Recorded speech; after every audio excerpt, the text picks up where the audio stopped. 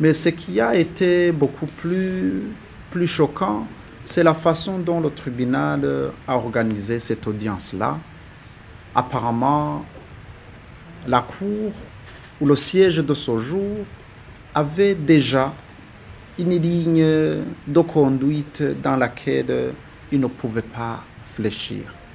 C'est ainsi qu'après avoir soulevé des fins de non-recevoir, comme la forclusion des délais d'appel dans le chef du ministère public, ou après avoir démontré l'impossibilité de joindre deux dossiers, l'un qui a été fixé tardivement et l'autre qui a été dans les délais, le président de la séance a balayé du revers de la main toutes ces questions substantielles qui ne peuvent être vidées que par un arrêt.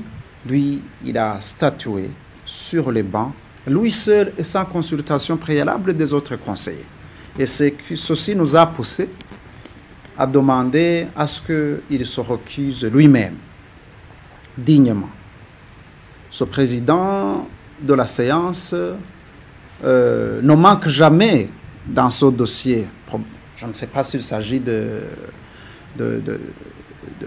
d'un nombre de juges qui est insuffisant au niveau de cette cour-là, mais nous avons demandé à ce que, ayant déjà montré qu'il n'est pas du tout impartial, à ce que le président de la cour qui organise ces audiences, nous avons demandé à ce que la fois prochaine, cette personne ne revienne pas et nous allons formaliser par écrit.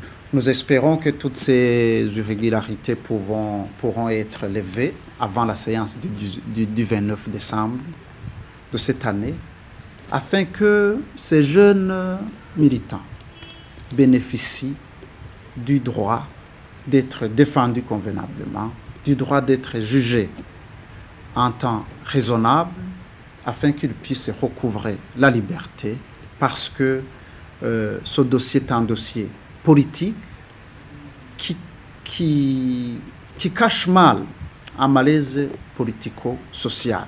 C'est un dossier à travers lequel le pouvoir tente de faire taire toute voix discordante.